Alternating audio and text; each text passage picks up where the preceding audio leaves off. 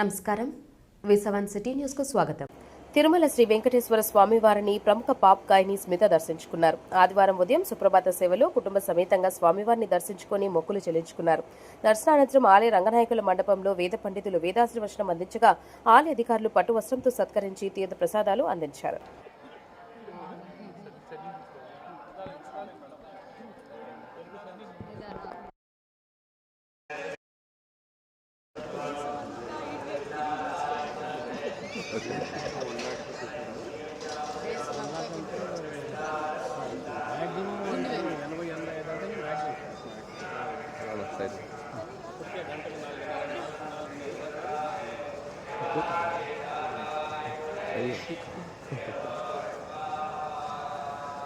ఈ టైంలో కెమెరాలు ఉండవు అనుకున్నాను.